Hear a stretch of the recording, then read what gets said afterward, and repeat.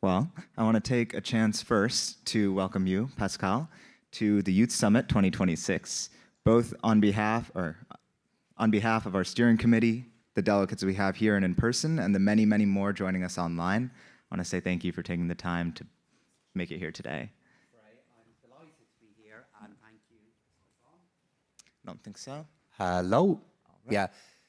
Shrey, delighted to be here, and good afternoon, everybody. I hope the summit is proving really interesting and very enjoyable, and I'm thrilled to be here to try to respond back to your questions, Shrey, and respond back to any questions from the audience too.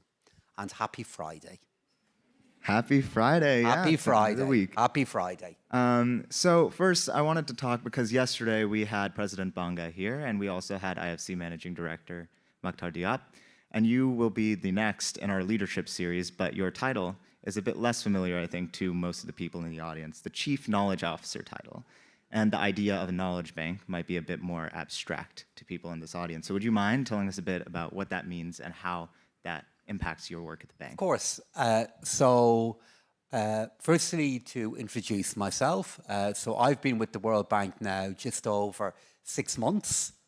And prior to joining the World Bank, I was a politician.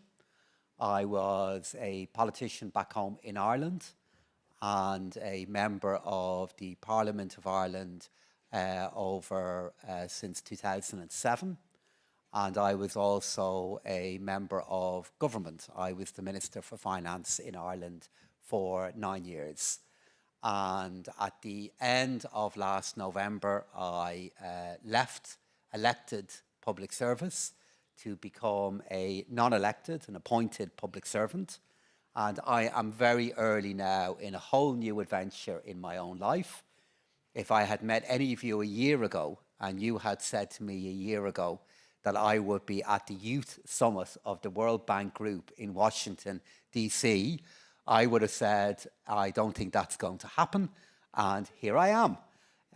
So as all of you here as youth delegates will be aware of, the future is so full of opportunities and developments you can't see coming, and I feel unbelievably lucky and privileged to be here in the World Bank, having the chance to talk to all of you, and I'm living proof that you never know what is around the corner, and that good opportunities can come your way if you keep at things and keep working away. So in terms of what the role of the Chief Knowledge Officer is, I mean, it's quite a title. But basically what it involves is ensuring that the knowledge that the World Bank has and those that we work with, that we use that knowledge in a different way to achieve more when the resources that are available to us are under increasing challenge because of all of the changes that are happening around the world. But at the same time, the need for that knowledge to achieve more is also growing because the level of need within the world is growing, but also the opportunities within the world are unbelievable.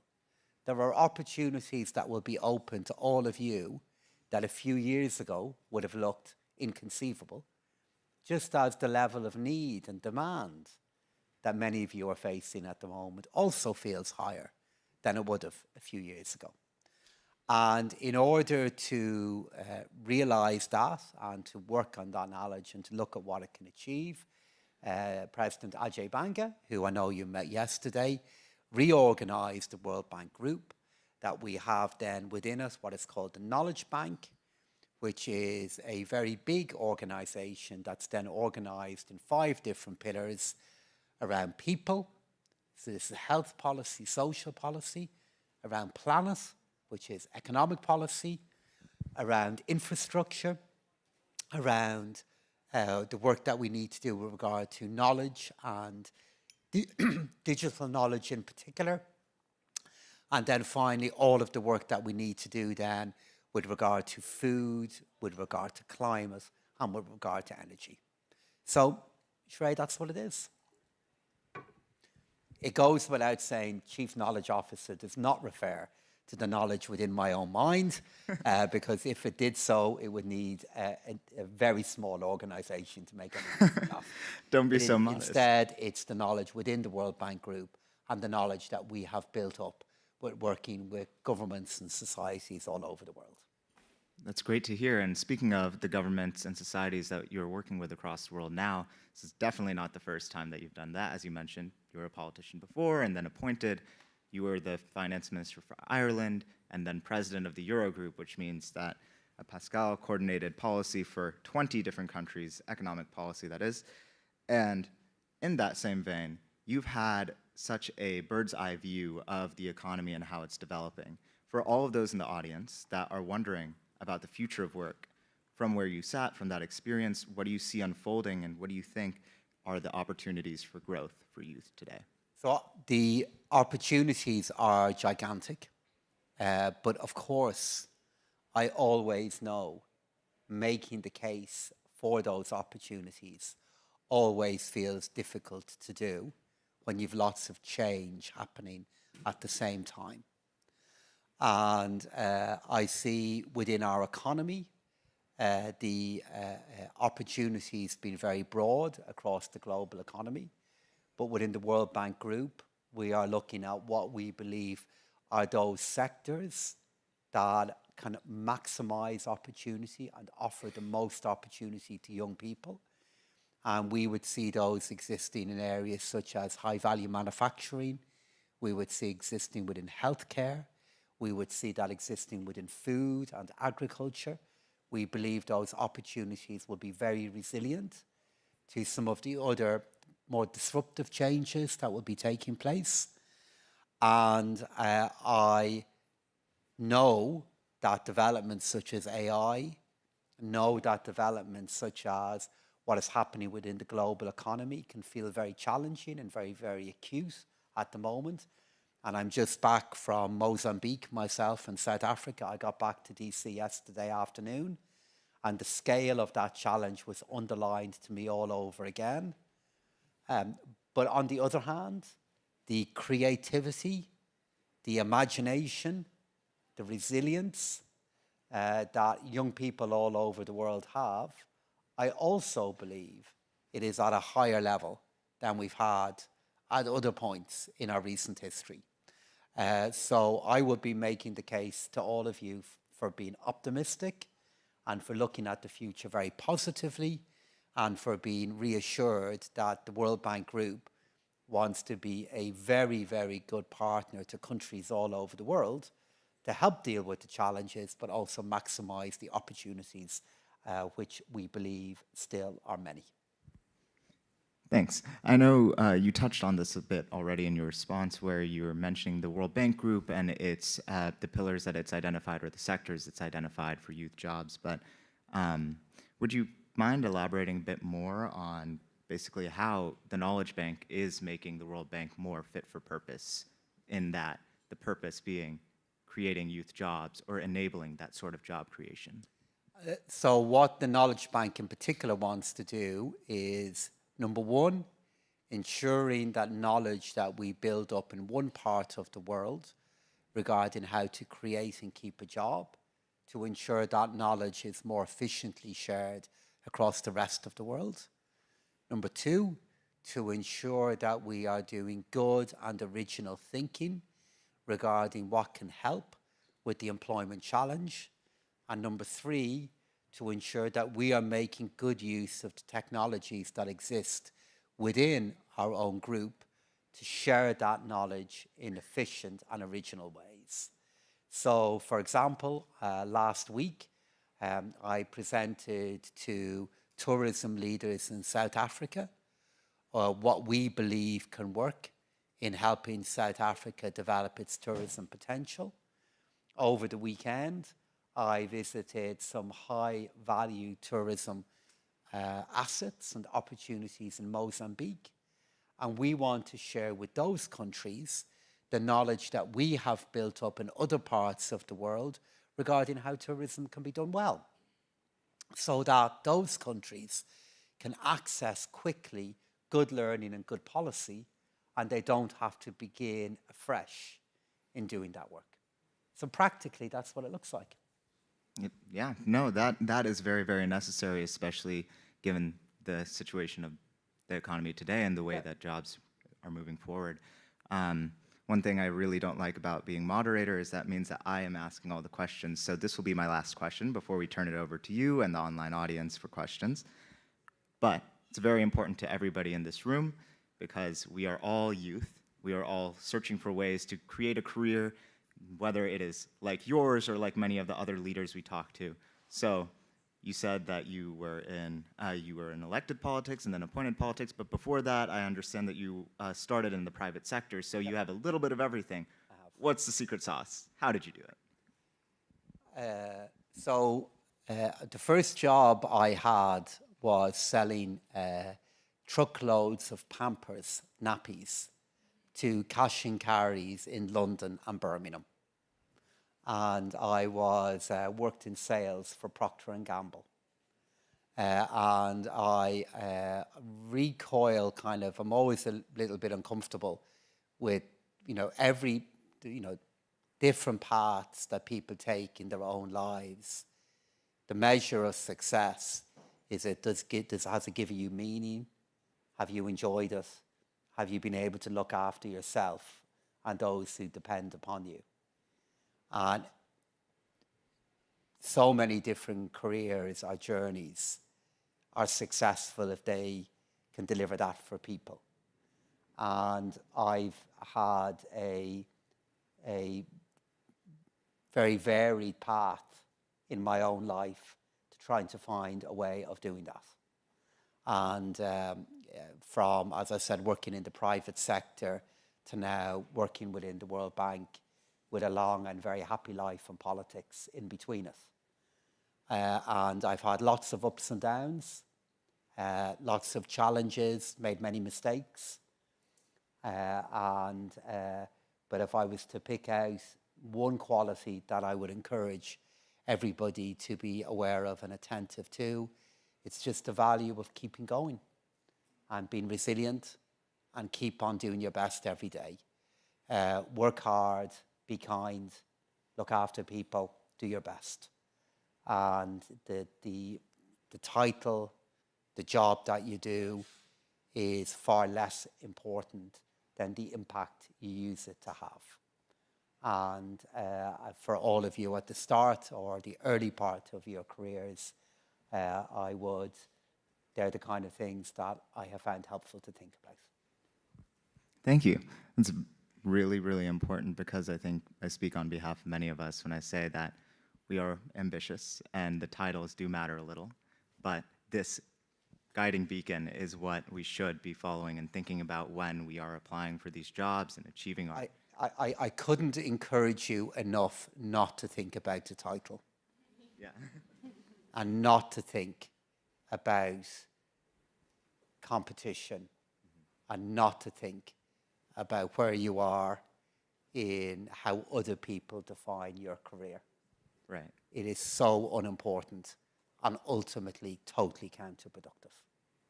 No, I totally agree. We should focus on what is important for us and what we actually want to achieve and live our life how we mean to. And the impact you can have on others. Exactly. So I do want to take a moment to, as promised, open the floor to the online delegates. Juanita over here will have the microphone. So if you'd like to do the honors, you can, I guess, select someone. Well, you probably... Sure, we can go to the gentleman right up front over here. Yeah. Thank you. I'm Joey Dabrowski. I'm a student at Trinity College, Dublin. Oh, my God. I know a place also close to you. And I wanted to ask you about planning career and career. And back in your student years or graduate, did you envision yourself that one day you will be here at the World Bank at this position? And were there any people in your life that really supported you in your journey? And are there any factors you consider important to making this journey come true? So I will answer all the questions honestly that are put to me, because the answer I gave may disappoint. I absolutely did not envisage or plan getting to this point. And even when I was in politics, which is a hyper-competitive environment, I rarely looked too far ahead. I always focused on where I was at each point in time. And those that had the biggest impact on me, the impact they had was utterly profound, because there's no way at all I would be here today, let alone have held other roles that I've had in the past, if it wasn't for my mom and my dad and my wife and my children. And they are most of the reason why I've been able to work like I've worked and been able to serve in the roles that I've had over my career.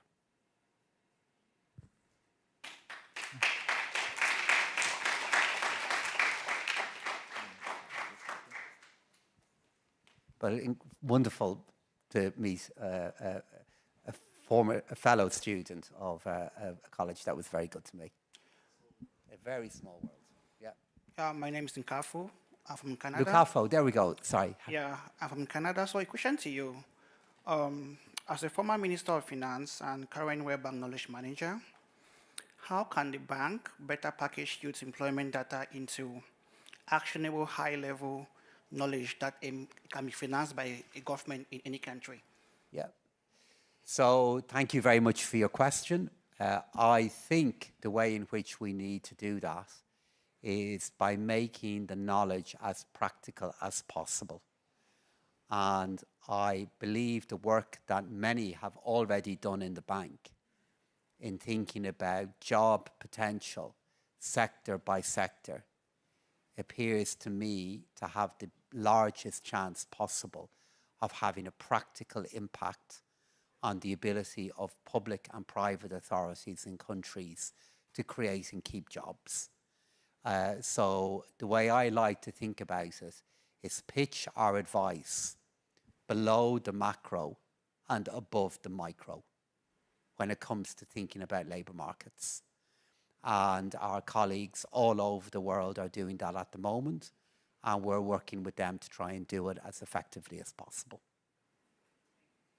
Right, there we go. I have some questions. I have some questions from the online audience too, because we have thousands online viewing you right now. So one question that I liked in particular was an experience that shaped this style of leadership. You've spoken a bit about your style of leadership so far, but is there any particular experience that formed that?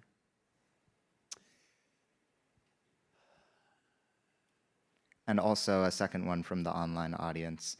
How has the definition of leadership evolved throughout your career? Oh my God. Tough ones, They're tough ones, I know. Questions. So the experience that had the biggest effect on my judgment as to what leadership is was the COVID-19 pandemic. Because by some way, it was the most demanding professional experience I've ever had. Because I was involved in making decisions that affected people's health. And I was involved in making very big economic decisions very quickly with very little information that kept on changing. And the bit that refocused in my mind in how you have to conduct yourself is the importance of getting the balance right between being positive and hopeful and honest. Because we were in such a demanding environment that being positive without being honest would have been risky, and being honest without being positive would have made things harder. And trying to get that balance right is something that I spent a lot of time on over 2 years. In terms of how my thinking regarding leadership has evolved over time. I've become even more aware as time has gone on of the importance of thinking of yourself as serving others rather than putting yourself first in any way. And anything I'm able to achieve in work I had done in recent years and where I am now in the World Bank and the work that I'm privileged to be part of is entirely due to the people who I work with. And it's all about the people we work for. So when I was in Mozambique or South Africa, or any of the other, they're only on my mind because I'm just back, how to meet their human and economic development needs that they have is all that we are here to do. And meeting that need is more important than any of the internal considerations that we have. So it's putting those needs and serving those needs at the middle of your agenda, at the center of your agenda all the time, is the key thing I have learned. That was really valuable. I know right now I feel like someone asking you questions on the stage, but that really spoke to me deeply. I think we have time for one more question from the in-person audience, and then we will have to wrap up. Well, I will do. There's a lot of hands have just gone up, so we'll take more than one, but I'll answer them all together. Okay, sure. That's okay with you. So I'll get as many people in as possible. We can take one from the section over here, and we can spread the love a little. See some more hands in the back as well. Hi, this is Diana Sendejo from Mexico, a rural development. Congratulations on the win last night. Oh. And of course, sorry to all our friends from South Africa as well for saying that. But my God, I'm sorry for our South African friends. Sorry about that. I can see a few hands going up. But you know, in sport, you can congratulate somebody without feeling, pejorative to anybody else. But Raul Jimenez, that goal, what a story. What a story. So sorry. Thank you. Yeah.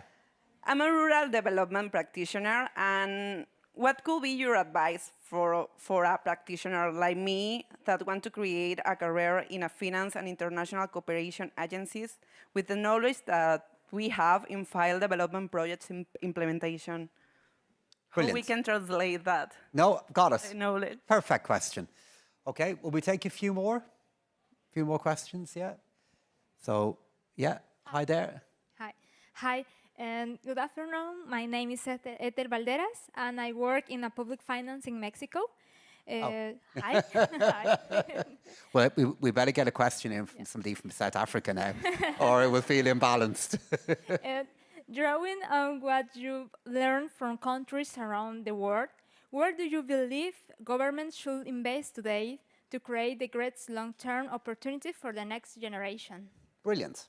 Okay, and can we get 2 or 3 more in? So you've had your hand up from the very beginning. So yeah, we've got that lady there. Yeah.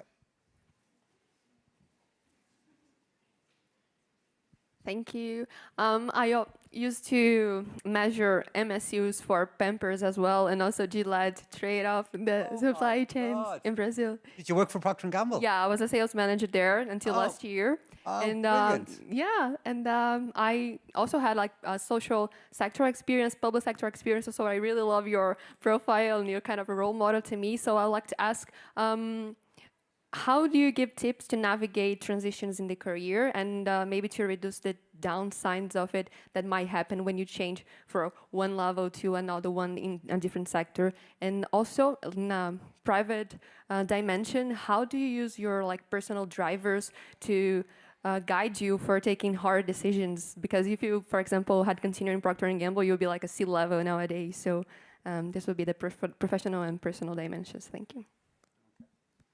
And one more, because then, yeah, there we go. Yeah. So 2 more, okay, because there's a band there. Yeah. You have a great memory. Yeah. Hello, my name is Chiman Mrangoni. I'm a PhD at TU Delft, but I'm originally from South Africa. So Oh, brilliant. yes, we lost look- terribly yesterday. I mean, you've the best rugby team in the world. Oh, yes. So, I mean, if you can't win this, you mightn't win this World Cup, but you've got a great chance of winning the World Cup next year. Yes, Yeah. yes. But you'll probably beat Ireland in the final, though, is the only problem. So, Yeah, yeah. At least I Cricket hope and so. rugby, those are sports. I hope so. Yeah, hopefully. Yeah. Crossing fingers. Great. The question that I have is actually related to your visit in South Africa. Yeah. Were there any key reflections that you had based on the discussions that were had with locals there regarding any opportunities or strategies that aren't actually being used within the tourism space that they could actually capitalize on That are not being used. currently? Okay, very good. Okay, great. And then your colleague just in front of you there, yeah. Hi, thank you so much for your talk today. My name is Himakshi. I'm a 20-year-old student studying in Philly at Penn. My biggest question is really about like the thirst for knowledge. How would you say, like, what makes it and what allows you to share knowledge in the best way possible? Like, what skills do you associate with being a good transferable skills for sharing knowledge? Thank you. Very good. Okay, so I'll try and remember all the different questions that have been put to me, and if I don't, somebody will correct me. So first, to begin about our friend from Mexico and the question you put to me there regarding a career in this area. The advice I would give about a career in this area is quite similar to what I would say about any career at the moment, which is just keep on knocking on the door and keep going. When you're beginning your career and you're in the early phase of it, you always, most of the time, you have a feeling that the opportunities are few and they're hard to get. But that's a common feeling when you begin. Keep going, keep knocking on the door, always be open to new experience and try new things. And never, your setbacks are never as big as you think they are. And your defeats or your retreats are never as big as you think they are either. Just keep going because there's so many opportunities across the world and so many different ways you can learn and build. So then our friend over here, I think it was the next question. I'm sorry, that question was about what was it again? Sorry. Yeah, yeah. It's about knowledge. Yeah. Drawing on what you learn from countries around the world, where do you believe government should invest today to create the great long-term opportunities for the next generation? Education, education, education. It's the secret sauce. It is the foundation of everything. You will never, no government will ever look at an investment decision on education and look back and think it didn't yield a return.